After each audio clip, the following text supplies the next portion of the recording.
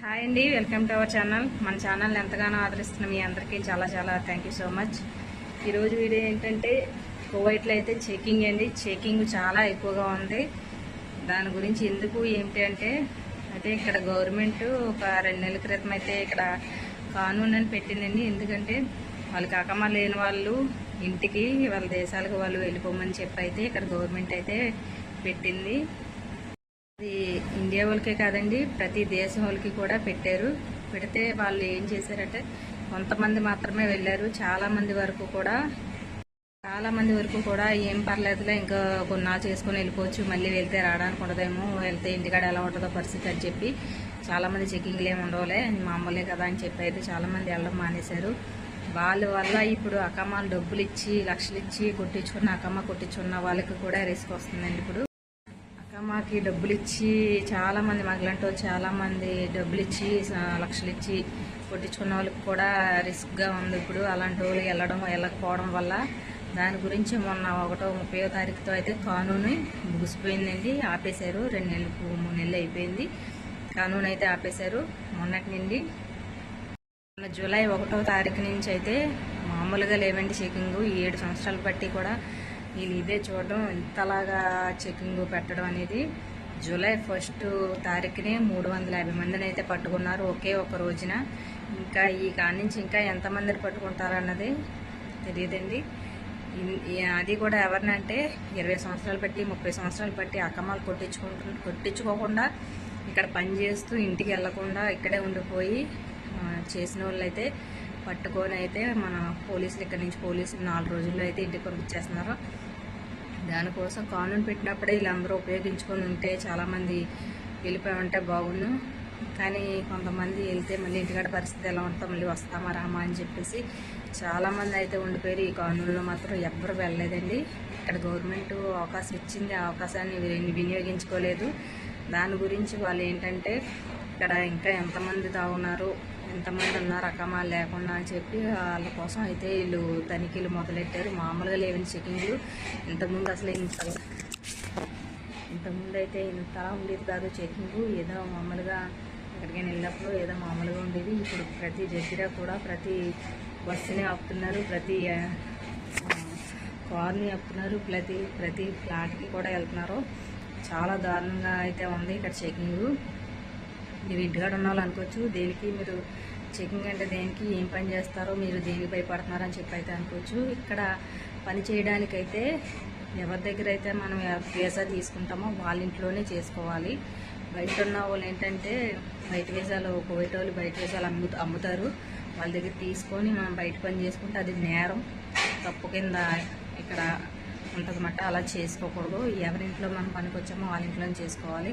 కొంతమంది తనాట్లు తీసుకొని బయటకు వెళ్ళిపోతారు కదా, అలా కూడా చేయకూడదు అన్నమాట.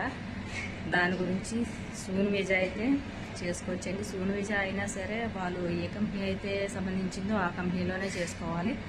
మళ్ళీ వేరే ఏ కంపెనీ పడితే ఆ కంపెనీలో చేసుకోవడానికి కూడా ఉండదు.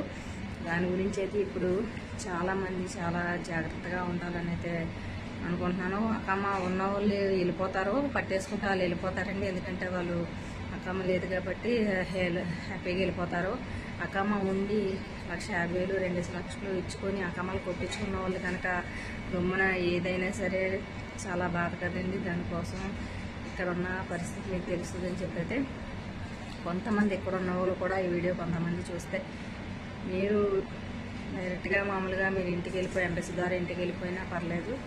లేదంటే వెళ్ళకూడదు అనుకుంటే కొన్నాళ్ళు 2 నెలలు 3 నెలలు జాగ్రత్తగా అకమా లేని వాళ్ళు జాగ్రత్తగా చేసుకొని జాగ్రత్తగా ఈ 2 నెలలు కూడా జాగ్రత్తగా ఉండి ఇక్కడికి బయటికి వెళ్ళకుండా బయట తిరగకుండా ఏ కొట్లకి ఎక్కడికి వెళ్ళకుండా మీరు 2 నెలలు జాగ్రత్తగా ఉండి మీరు ఇక్కడ అప్పులు ఉన్నాయి కదా అనుకుంటే కనుక మీరు జాగ్రత్తగా ఉండండి. ప్రశాంతంగా మాట్లాడడానికి కూడా లేదండి. ఎందుకంటే కొన్ని ఉన్నాం కాబట్టి ఇంటికాడ మాట్లాడదామంటే ఇంటికాడ కూడా రూమ్లో కూడా అలాగే ఉంటుంది, గోల కదా. సరే అండి, ఎలా ఉంది మీకు తెలిసే ఉంటుంది. ఎందుకు ఏంటి చెకింగ్లు అనేది మీకు ఇంటి వరకు కూడా మీకు వార్తలు ఇప్పుడు ప్రతిదీ కూడా మీకు ఇంటి వరకు కూడా వస్తుంది. ఇండియాలో ఉన్న వాళ్ళకి ఎందుకు చెకింగ్లు ఎందుకు పట్టుకుంటున్నారు, ఏ నేరం చేశారని చెప్పి అయితే వీళ్ళు పట్టుకొని పంపించేస్తున్నారు అనుకోవచ్చు. నేరం కట్ట ఏమి కాదండి. వీళ్ళు ఖాదీం వీసా అంటే మామూలుగా అది ఇక్కడ పనిచేయదంటే ఖాదీం వీసా అంటే కువైట్ ఇంట్లో ఉన్న వాళ్ళకి వాళ్ళు బయటకు వచ్చి పని చేసుకోవడానికి అయితే అర్హత లేదు. దాని గురించే వాళ్ళు ఇలాంటి వాళ్ళు పట్టుకొని ఇంటికైతే పంపించేస్తారు. ఇప్పుడు చాలామంది కొంతమంది 1,00,000 మంది ఉన్నారంటే 1,00,000 మందిలో ఒక 50,000 మంది అక్కమ్మలు ఉంటే 50,000 మంది ఉండవు. ఆ లేని వాళ్ళ గురించి కూడా వీళ్ళు కూడా పట్టుకొని అయితే ఇంటికి పంపించేస్తున్నారు. దానికోసం మీకు తెలియజేయడం కోసం ఇక్కడ ఉన్న వాళ్ళు కనుక ఈ వీడియో చూస్తే మీరు వెళ్ళే ఉద్దేశం లేకపోతే జాగ్రత్తగా ఉండండి. ఒకవేళ వెళ్ళిపోయే ఉద్దేశం ఉంటే మీరు డైరెక్ట్గా ఆఫీస్కి వెళ్ళి మీరు ఇంటికి వెళ్ళిపోతే బాగుంటుంది అనుకుంటున్నాను. మీరు కానూన్లో వెళ్ళుంటే కనుక వెళ్ళి మీకు వచ్చే అవకాశం ఉండును. ఇప్పుడు వెళ్తే కనుక ఏ దేశం కూడా వెళ్ళకుండా ఫింగర్లు అయితే వేసి పంపించేస్తున్నారు. చాలా అంటే చాలా స్ట్రిక్ట్గా ఉన్నాయి. ఎటు వెళ్ళినా సరే పట్టేసుకుంటున్నారు. ఎటు వెళ్ళినా సరే పట్టేసుకొని మొత్తం రౌండప్ చేసేస్తున్నారు. ఒక ఫ్లాట్ ఉందంటే దాన్ని రౌండప్ చేసి మొత్తం పోలీసులంతా మూగేసి మళ్ళీ మొత్తం అందరినీ కూడా గాలి చేసి అందరినీ కూడా 4 రోజుల్లో ఇంటికి అయితే పంపించేస్తున్నారు. అలా ఉండండి ఇక్కడ పరిస్థితి. దానికోసం ఏంటి ఎందుకు పోలీసులు పట్టుకుంటున్నారు అన్నది మీకు తెలియడం కోసం నేనైతే ఈ వీడియో పెడుతున్నాను. సూన్ వీజా వేరు, ఖాదీం వీజా వేరు. ఖాదీం వీజా వాళ్ళని కూడా పట్టుకొని అయితే ఇంటికి పంపించేస్తున్నారు.